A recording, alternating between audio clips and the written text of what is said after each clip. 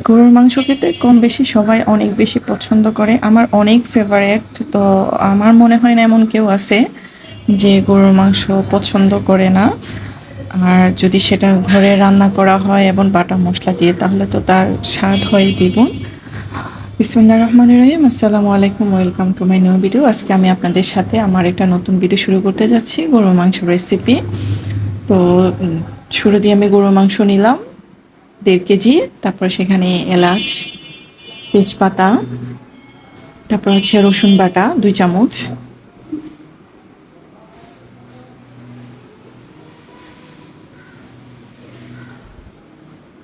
তারপরে দিব আদা বাটা 2 চামচ।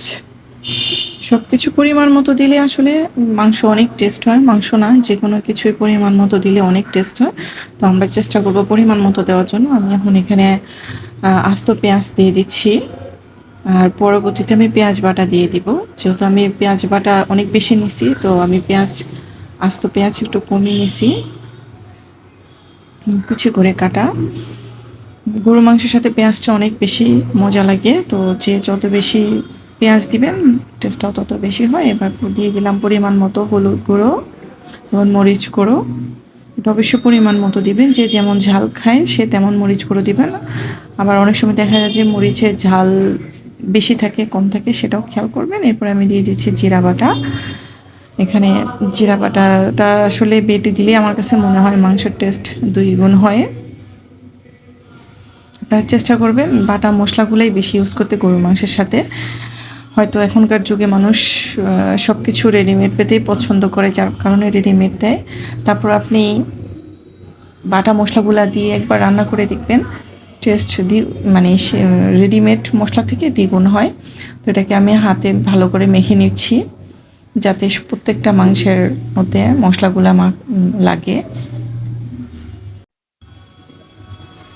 চেষ্টা করবেন অবশ্যই হাতে মাখতে, কারণ অনেকেই দেখি মশলা কষিয়ে গরুর মাংসটা দিয়ে দেয়। কিন্তু গরুর মাংসটার টেস্ট যদি একদম অ্যাকুরেট পেতে চান, তাহলে অবশ্যই আপনাকে সেটা হাতে মাখতে হবে। এরপর আমি একটি কড়াইতে তেল গরমের জন্য দিয়ে দিচ্ছি। তেলটা অবশ্যই পরিমাণ মতো দিবেন। আমার গরুর মাংসের মধ্যে অনেক চর্বি আছে, তাই আমি তেলটা একটু কম দিচ্ছি। বাট মাংসের মধ্যে তেল দিলে অনেক মজা হয়।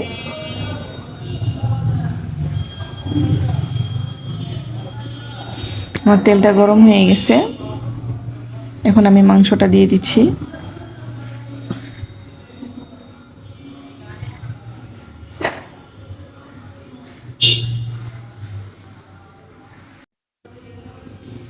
আমি একে একে সবগুলাই মাংস দিয়ে দিলাম। তারপরে কষানোর জন্য মাংসগুলো ঢেকে দিচ্ছি। দেখেন আমার মাংসের মধ্যে কিন্তু আমি কোনো পানি অ্যাড করি নাই, এগুলা মাংস থেকে পানি বের হয়েছে। তো এই পানি দিয়েই কিন্তু আমরা ভালো করে মশলাটা মানে মাংসটা কষাবো। প্রায় কষে আসছে, বাট পানি এখনও আছে। তো আমরা আবার সবাই আলু খেতে অনেক বেশি পছন্দ করি, আমার ছেলেরা প্লাস আমি। তো আমরা চেষ্টা করি সবসময় গরুর মাংস হোক মুরগির মাংস হোক, সেটার মধ্যে আলু দেওয়ার জন্য। এটা হচ্ছে জিরা গুঁড়ো, আমি জিরা গুঁড়োটা একটু পরে দিচ্ছি, যাতে এটার যে ফ্লেভার সেটা একদম ফ্রেশ থাকে। আপনারাও চেষ্টা করবেন জিরা গুঁড়াটা একটু পরে দেওয়ার জন্য। কিছু কিছু মশলা আছে, যেমন আপনি চাইলে একেবারে মাংসটা যখন হয়ে যায় তখন একটু আবার জিরা বাটা দিতে পারেন, তখন কিন্তু মানে একদম অরিজিনাল আগেরকার দাদি মায়ের যে রান্নাটার সেই টেস্ট আপনি পাবেন।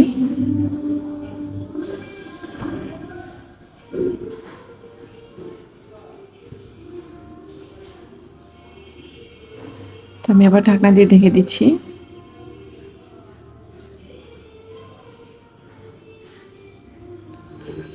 যেখানে আমার মাংস কষানো এখনও হয় নাই, বাট প্রায় হয়ে আসছে। তো আমি এখানে আলু দিয়ে দিচ্ছি, যেহেতু আলুর ভিতরেও মশলা ঢুকতে হবে।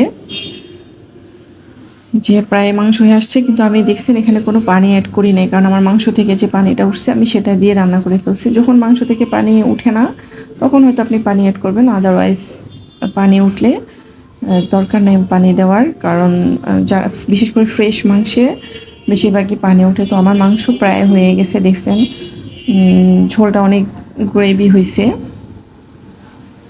তো মাংস রান্না শেষ, এখন আমরা খাবো। দেখেন মাংস চুলা অফ করে দেওয়ার পরে কিন্তু মাংসটা আরও বসে গেছে। মাংসের সাথে পেঁয়াজটা আমার অলওয়েজ পছন্দের। দেখাচ্ছি। আপনার যদি ভালো লাগে অবশ্যই আপনার রেসিপিটা ট্রাই করবেন আর অবশ্যই কমেন্ট বক্সে জানাবেন কেমন লাগলো। সবাইকে আসসালামু আলাইকুম।